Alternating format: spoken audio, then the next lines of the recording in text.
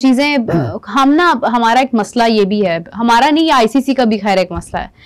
Code of conduct वहां पे लगाते हैं जहां पे दिल करता है, जहां पे आसानी लगती है ना, वहां पे कोड ऑफ कंडक्ट डाल दीजिए। हम बड़ा स्क्रूटनी कर रहे हैं हर चीज की।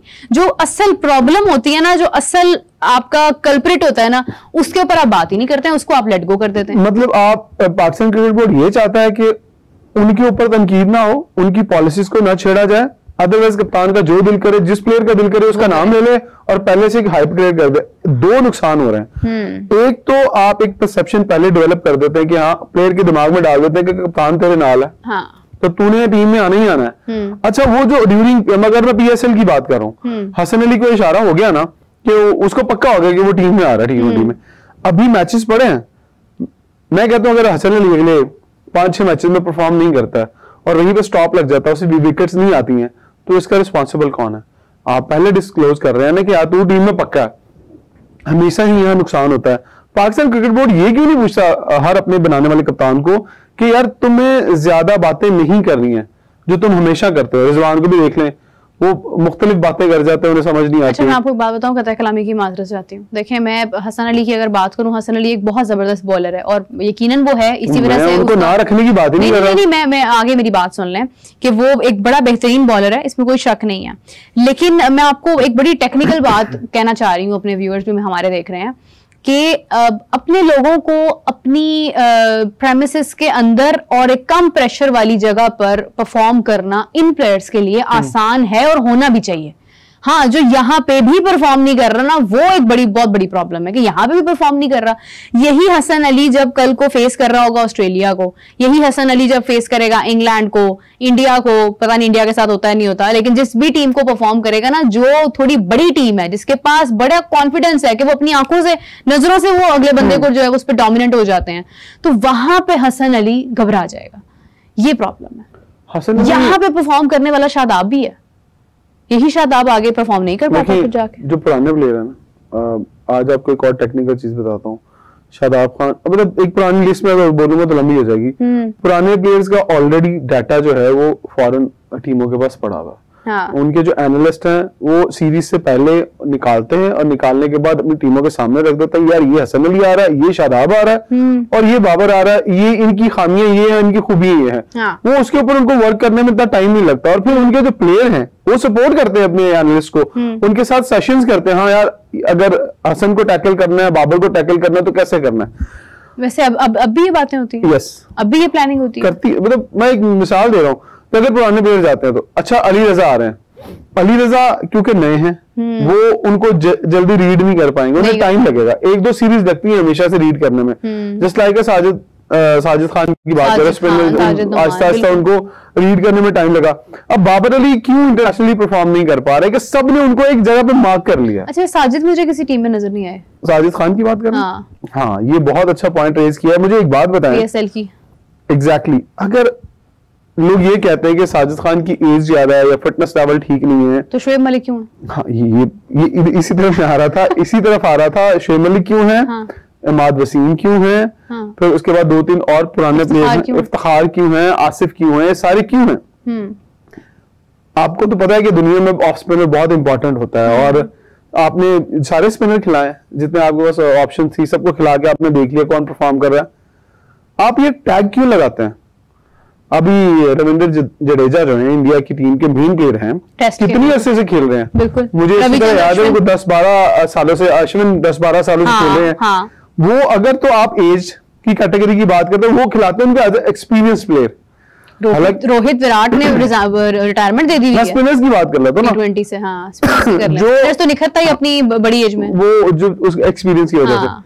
साजिद खान को ना खिलाना, नुमान अली को ना खिलाना, इसका मतलब है कि आपने एक ब्रीफकेस रखा हुआ, एक अलमारी रखी हुई है, उसके अंदर प्लेयर फिट कर दिए और तो कहा जी हाँ, अब टेस्ट क्रिकेट आ रही है, खोलो यार दरवाजा, आजा यार बाहर आके, तो तूने टेस्ट मैच खेला। क्रिकेट नहीं, मुल्तान की क्रिकेट आ रही है। वो मुल्तान की क्रिकेट, मुल्तान में होने वाला टेस्ट आ रहा है, आ जाओ भाई, साजिद आ जाओ। ठीक है, आ जाओ, तुम्हारे लिए पिचेस बना दिए, आ जाओ। मतलब आप क्या मैसेज दे रहे हैं कि वो सिर्फ टूटी हुई विकेटों पे बॉलिंग करने वाले हैं? देखें, इसका मतलब है कि आपका जो फर्स्ट क्लास का सिस्टम है वो ऐसा नहीं है जहां पर आप अपनी मर्जी से विकेटें बनाएं। आप वहां पर विकेटें बनाते हैं, कभी बैटिंग बना देते हैं, कभी बॉलिंग बना देते हैं।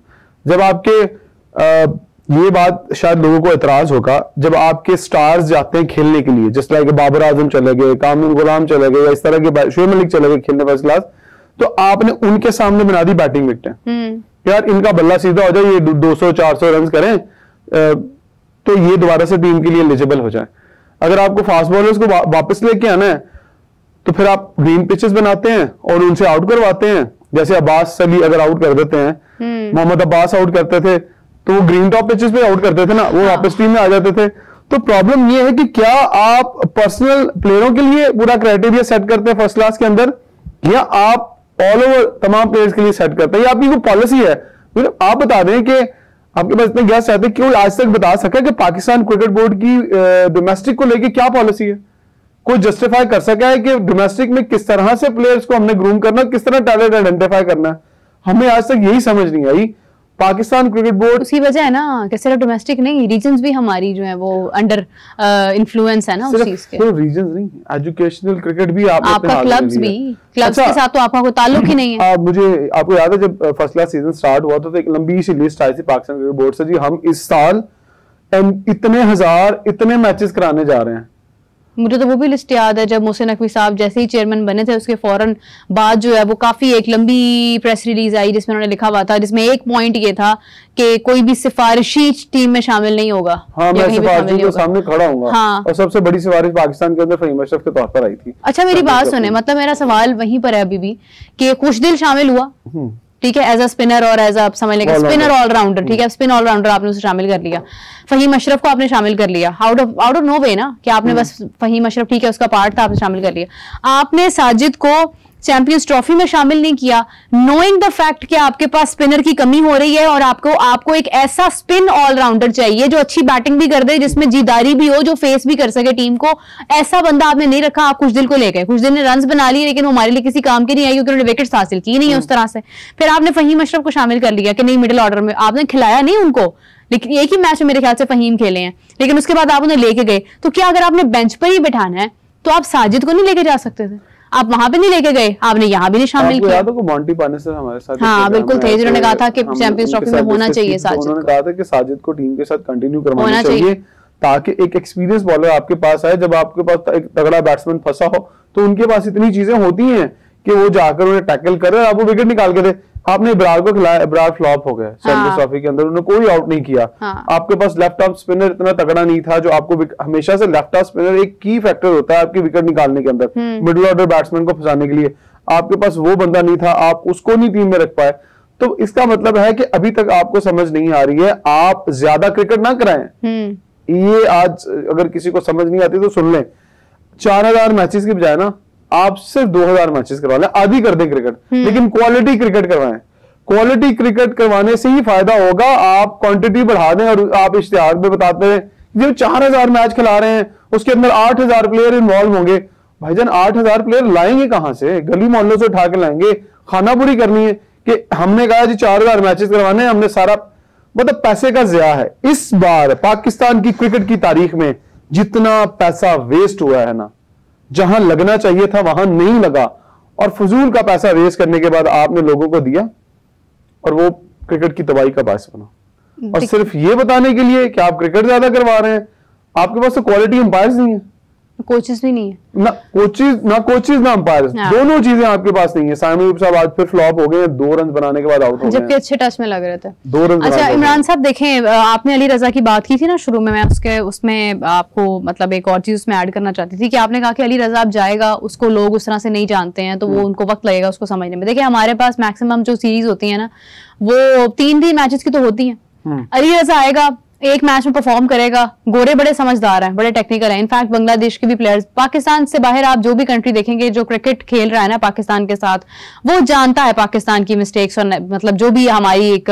कमियां कोताहियां, तो वो अली रजा को पहले मैच में अगर स्टडी कर जाता है, दूसरे मैच में अली रजा के पास क्या कोई डिफरेंट, कोई वैरायटी ऑफ शॉट, मतलब कोई टेक्निक या कोई ऐसी चीज है कि जिससे वो उनको दोबारा से डोमिनेट कर सके?